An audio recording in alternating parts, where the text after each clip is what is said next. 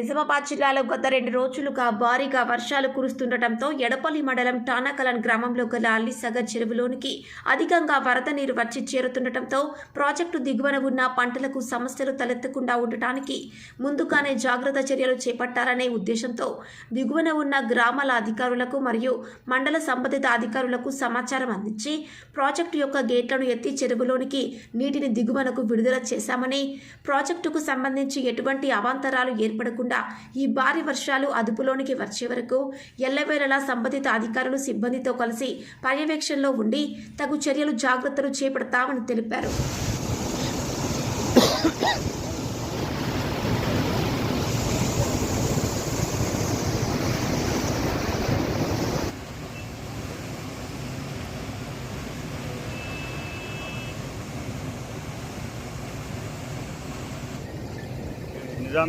అలీసాగర్ నిజాం సాగర్ కింద balancing reservoir ఇది. దీని టోటల్ కెపాసిటీ వచ్చేసి 304. అంటే ఎఫ్ఆర్ఎల్ లెవెల్ 1296, అంటే 1299.6. దానికి కరస్పాండెంట్గా 304 MCF.